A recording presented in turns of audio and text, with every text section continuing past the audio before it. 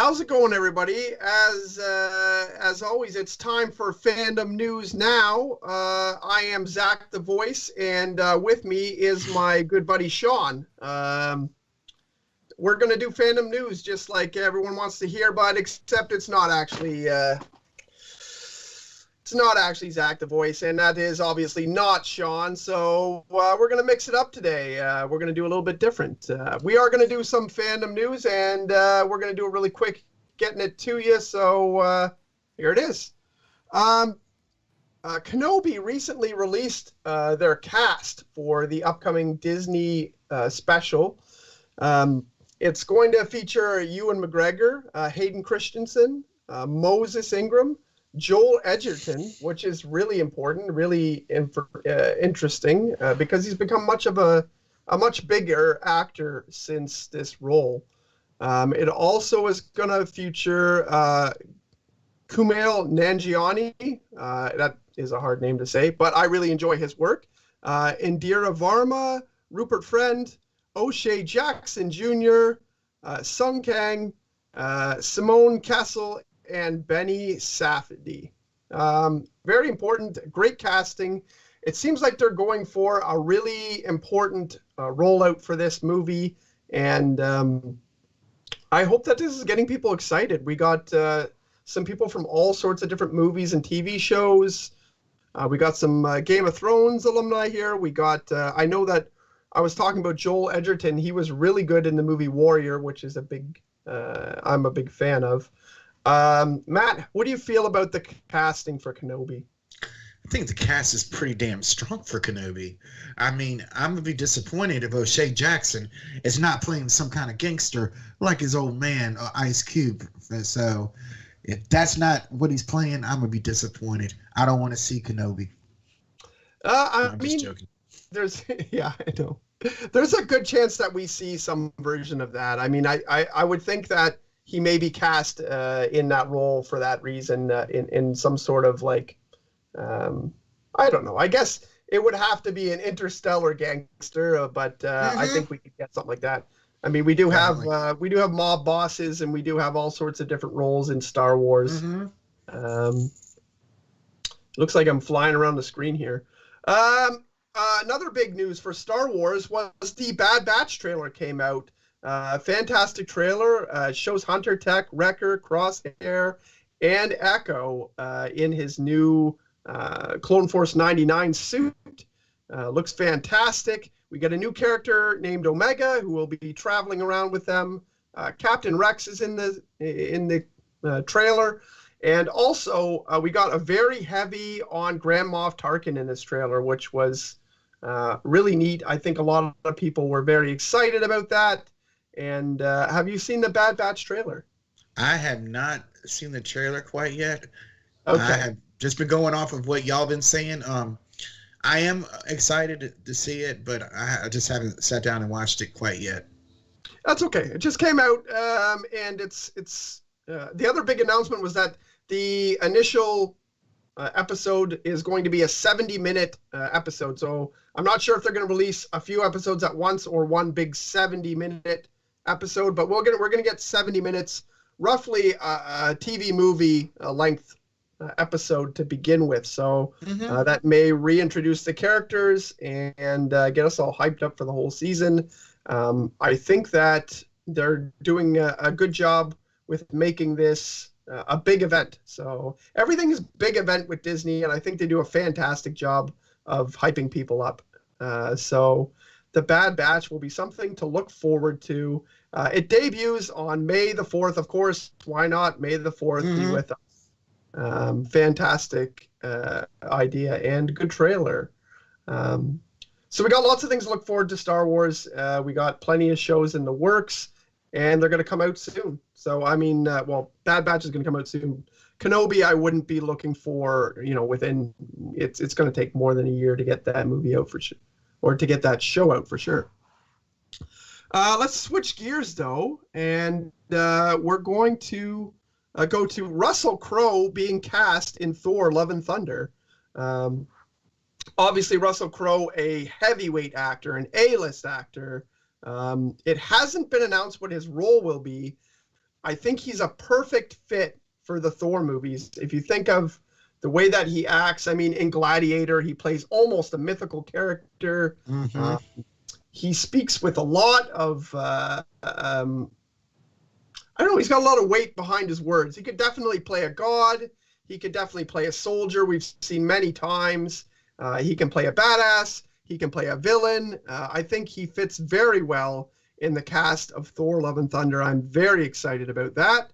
And also, it's been reported that Jeff Goldblum has been around the set, hanging out with the director, Taika Waititi. Very, very interesting if we get anything to do with the Grandmaster. But what do you think of the casting Russell Crowe in Thor: Love and Thunder? What is he supposed to be? Thor L? You know? Yeah, I mean, I guess he has already played a comic book almost god. I mean, he'd be a god. He'd be a god to Earth. He was pretty regular in his own civilization. I mean, you made the perfect example. Him in Gladiator. If he can, I mean, just that kind of character and that persona and that voice, that delivery, he's perfectly suited to play some character in any Thor movie. Because he's got that Asgardian voice to him like Hemsworth does.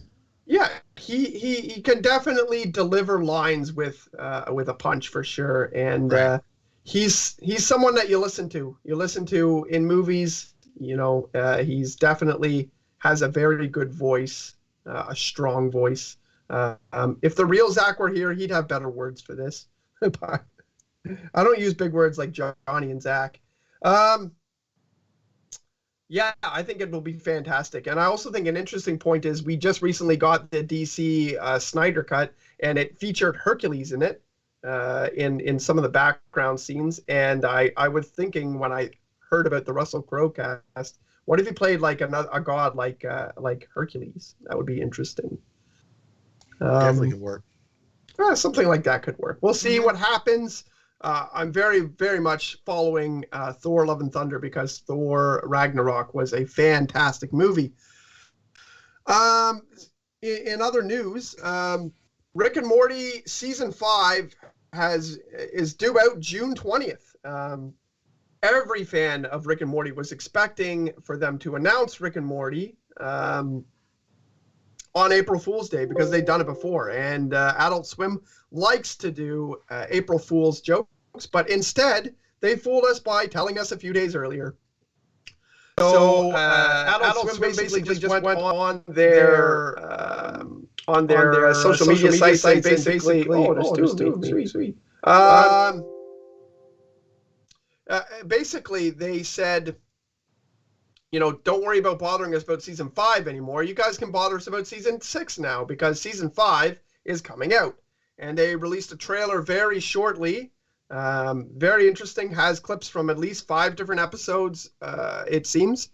And gave us a release date. And on April Fool's, they gave us Rick and Morty babies, kind of a mock cartoon. They have said that they're going to do Adult Swim Junior, but I believe it's an April Fool's joke. So I'm not sure. Do you like? Are you into Rick and Morty at all? Oh, you are muted, good sir. Yeah, man. The Skype is. Hey, everybody, how's it going? Sean, by the Skype is completely shot. Like we aren't even getting your video feed anymore. And what we have, it's a complete disaster. We might have to veto this one, guys. Like, you're frozen. Matt is not frozen, but has no audio, apparently. I'm here. Oh, he's here, so... Yeah. And he's moving, and he's good. But, yeah, Kieran, we haven't seen you move in several minutes now. Well, who says I was moving? No, like, you're frozen. You've been frozen for probably the last 5 or 6 minutes. So, bear with frozen Kieran. You can still hear his voice. Okay. But, yeah, maybe I wish I had a picture of Zach. I'd put it up. But, yeah, go ahead. Yeah, you should have just put my head over top of his body. Oh, well, we'll think this out next time I make an appearance. well, we'll get on to the next topic, and we'll go and talk about Godzilla versus Kong, which is doing well at the international box office. The movie's earned $122 million during its international opening weekend, and $70 million in China alone. So I guess they're very happy to have their giant monsters back in China. The film opened in North America, opened in North America on the 31st with domestic numbers looking pretty promising, and the international reviews and results have been very good. Do you have any interest in seeing this movie? Oh, I've already seen it. I watched You've it last night. Already? All right. I did not see it. It came out, yesterday on HBO Max? Yes. So I watched it last night. Yeah. Yeah. And you watched it last night? Okay. I have not seen it yet. What did you think of the movie without spoilers? I wasn't disappointed. It was, I think I'm along the same lines with McCrae. I love King of the Monsters. I thought this was good. I thought this was better than the Godzilla in 2014. So I mean, it was still good. I mean, the fight scenes were really good. It was a good story. Okay. So I mean, I'm not gonna say you should not go see this movie. I think I saw it was 81% on Rotten Tomatoes. So it's still early, so that could drop. But I thought it was a very good movie. I can't see a lot of the comments, but I can see a Frank Riker comment where he says that we need Beta Ray Bill in the Thor movie, and I would saw that. I would 100% support that, and I think almost any Thor fan would. So good call, Frank Riker. My chat is like super small though, so I can only see things a little bit here.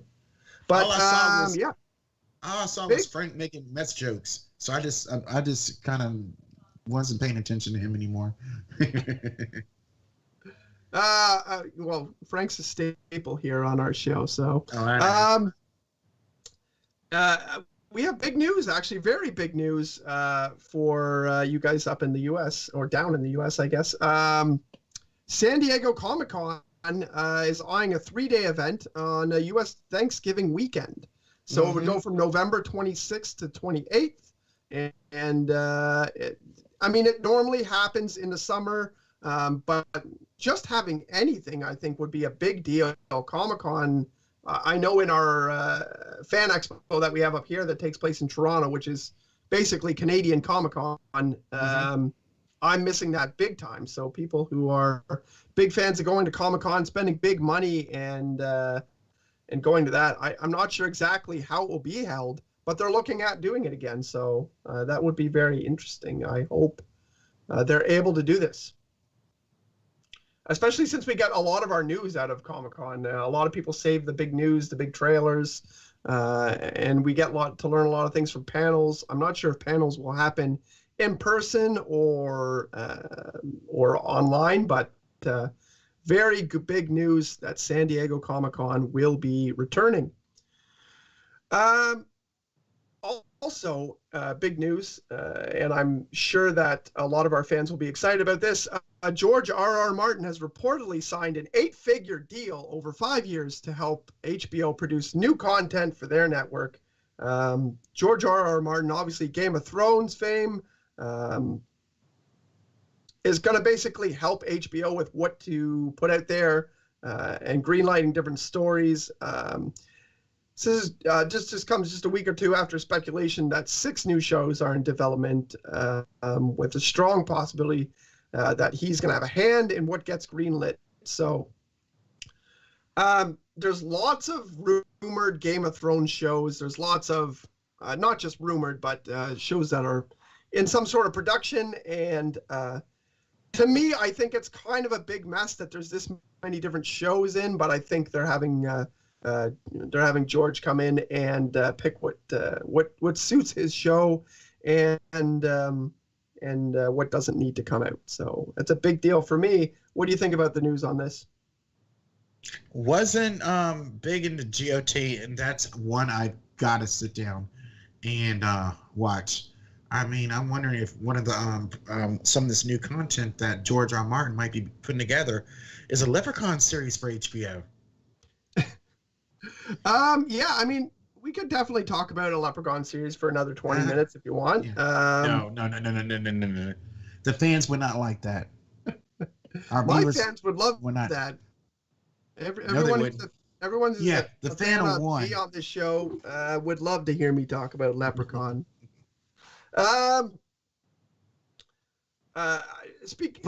mean, all my friends and everybody has seen it.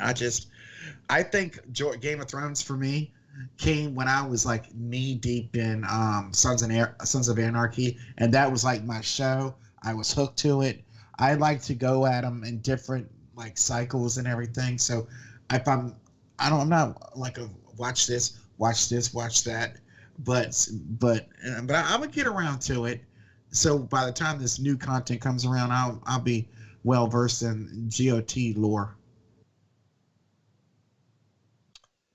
Yeah, I mean it's not for everyone. I can understand why Game of Thrones is not for everyone, and it really isn't. I mean, no show is really for everyone, but it's definitely a slow build. It's definitely something that you're committing to a very large amount of time, and it's not in short segments either. It's in large segments that you have to watch this show, and it's kind of like, it's climbing the Everest of TV shows in some ways, because there are a lot of shows that you can watch that are longer when it comes to shows that have gone 20 seasons and things like that, but this show is only rewarding if you watch the whole thing, really, in my mind, even though a lot of people don't like season 8, which is not me. I do want to switch gears here, though. Actually, the biggest news of the week to me was the Suicide Squad trailer that got released this past week. It's a few days old already. It's almost a week old, but between now and the last time we were on here, it's been released. I watched it, and it very much looks like James Gunn's other film series that he's going through right now, the Guardians of the Galaxy. It has the same sort of tone. It throws in some wacky music there. The trailer definitely looks like the same sort of thing, same vibe. But I'm very interested in this movie because I don't think it's going to be the same movie-wise.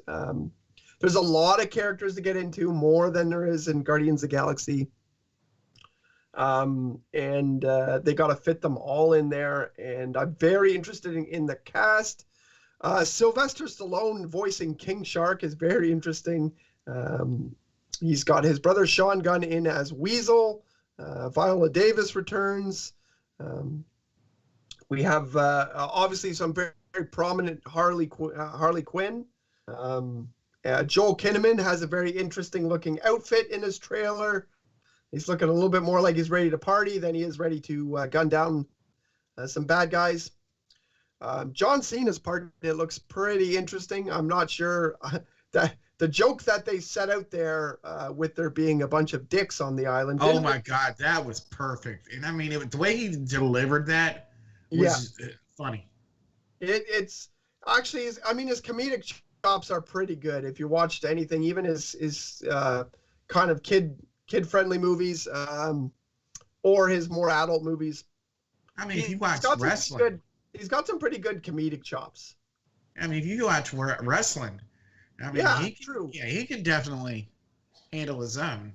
Speaking of wrestling, I know Sean really wanted to get some wrestling on the end of this show. I talked to him earlier. He talked to me about how much he loves wrestling and how much we support Fandom Empire supports wrestling. The silent majority. What do you think about the main events of WrestleMania going into WrestleMania? I really think Lashley and McIntyre is going to be a good match, but I think they could have built it up a lot more. I think it's going to deliver, but I'm just like, there's no real substance to it. Like, usually when you see matches like this going into WrestleMania, they're setting it up from really right after Royal Rumble. So February, March into April, the story's been told. You're ready for it. I just don't feel that with Lashley and McIntyre. Now, on the other hand, they're getting it right with Edge, Roman Reigns, and Daniel Bryan, because they're telling the story. But I'm gonna be so pissed off if they get Daniel Bryan the belt, because I just don't think they would let Edge go all the way, outlast everybody in the Royal Rumble, just to get to the main event of WrestleMania at his age, when he should have never came back in the first place.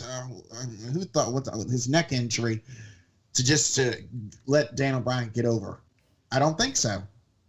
So I'm predicting Edge on that one, McIntyre on the other one. That's my thoughts. You? I mean, I would have liked to have seen the Sheamus. If they could have saved Sheamus McIntyre for WrestleMania, I think they have good chemistry, and Irish versus Scottish would have been something very interesting. They could have got a lot out of that. They could have, they could have promoted in Scotland and Ireland a lot for WrestleMania, and I know that that's not traditionally places that they cater to. But I mean, WrestleMania is always about picking up new people. So I think that could have been more interesting. I'm not a fan of Lashley. His work lately has been really good. Like, probably the best of his career, but he still sucks on the mic. He's still Lashley. Like, it's his best, but he's still I heard that. Thoughts? Who's that voice? Thoughts, Sean? By the way, boys, thanks for toughing this out. I know it's just perfect storm of bullshit right now. I just said in the chat, I legitimately mean this. I've watched my dog take shits more entertaining than the idea of Lashley versus Mac. I'd like to let the fans know in that this whole segment is a bit because I've been bothering Sean about wrestling on Fandom Empire. And we thought we would add it in here just for fun on him. It's an April Fool's joke on Sean. Not a very good one, apparently, because I like wrestling. We don't have time for any more shows, and I think the WWE's a fucking joke. So yeah, well, I agree with Sean for the most part. Wrestling. I'm a very, very much bigger fan of AEW. But speaking of which, AEW, which was last night, and I did not see it, but I've seen some clips. Have you seen it yet? Either of you? I have. How fucking gold was it when MJF opened the bathroom door and Jericho and the Inner Circle are standing there? And instead of the fight happening right there, he closes the door and is like, "We need to go right now." That's good. That's gold. That's attitude era shit. Gold. Those guys are gold. I do want to get to the chat before we leave today.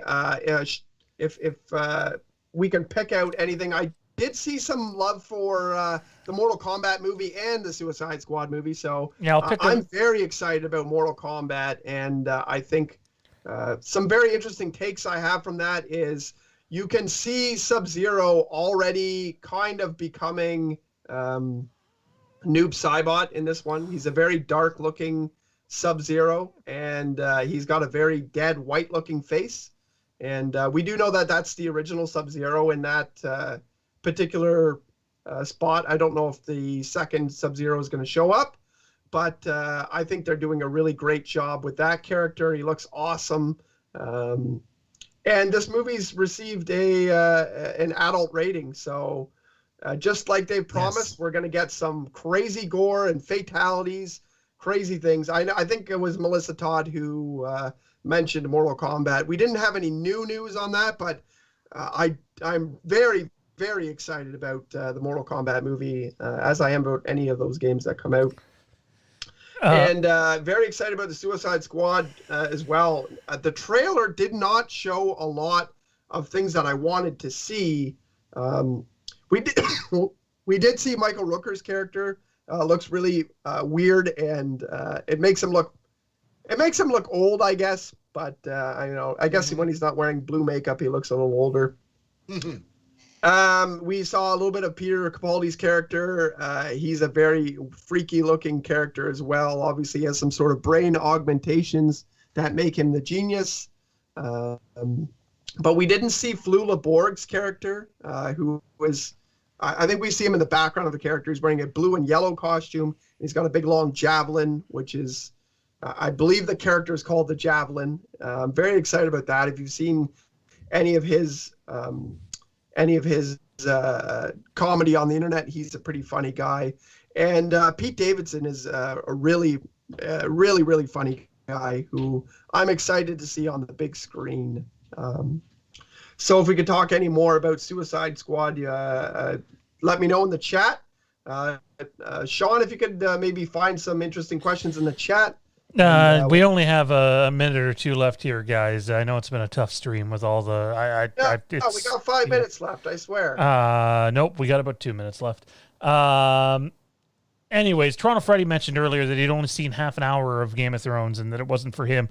I would say that if you're giving up on Game of Thrones after a half an hour of the first episode, you're not even remotely coming close to giving it a chance because it doesn't represent the series as a whole. And all film and TV is subjective. It's, some things aren't for people. And I don't even think the Game of Thrones pilot is all that good, if I'm being honest.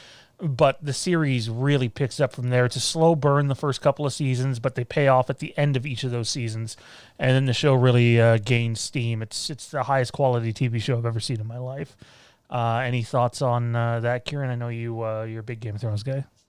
Yeah, I love the game. I loved Game of Thrones, and I was excited every week for it. Some of the best stuff that happens is actually when they swerve you, and you're like, oh, I really want this character to, be the king, and I want this character to marry this lady, and I want this character to, they're dead. And I'm not spoiling anything because it happens to multiple characters. It's the famous thing that Game of Thrones is interesting for, but you don't get angry. Yeah, I mean, you do get angry, but the very next episode, you're like, oh my God, but where are they going? Like, it's a very interesting show. But like I said earlier, it's not for everyone because it is a very slow-moving show in some ways. They're trying to keep track of so many things. And I'm not saying that anyone's not smart if they're not watching it, but you have to keep track of a lot of things, which is not how everyone wants to view TV. Like, there are a lot of shows that I will not get into because they are a big mountain to climb. And I'm like, you know what? I do not want to watch 11 seasons of this show just because my friend thinks it's great. So. Oh, for sure. It's all subjective. Toronto Freddy says it wasn't the first episode. Well, then that's a bigger problem because if you're starting Game of Thrones anywhere other than the first episode, and I know I just said the first episode's not that great, and I stand by that, but if you're not starting from the beginning, don't bother. You'll never be able to follow anything.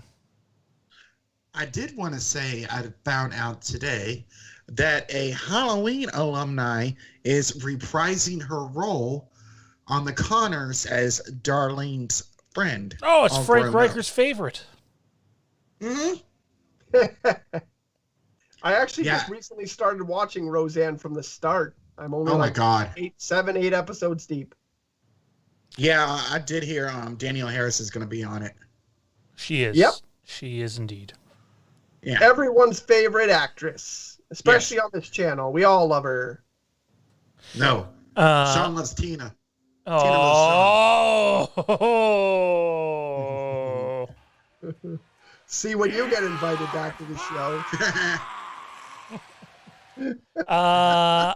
Anyways, boys, let's wrap this up because we're getting some lag here, and I appreciate you guys toughing it out.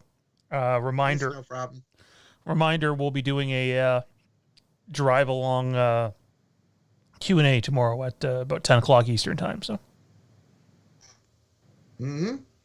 I'd love to join y'all, but I'm working. Also, you can join us every Tuesday for Fandom Empire Live and the Rick and Morty fan show. And on Thursdays, obviously, you can see us here like you are tonight with Fandom Empire and Fandom Empire News Now. And next Thursday, the big show with Dave and Tony. That's true. Mm-hmm. We're very excited about that. They're going to talk about It's Me, Billy. and how they got together on working on that. I know they talked about it a lot earlier, and most of the people were on our earlier show, so they heard a lot about it. But I'm very excited, and I hope that everyone else is. For Matt Whitfield, Sean, and myself, that's Fandom News Now to us. I think is that what he says at the end? This has been Fandom News to me. Well, that's not what I'm saying. Fandom News to us. I'm going to say, so that's Fandom News Now. Go fuck yourselves. That's Tommy's line. I'm going to go drink something.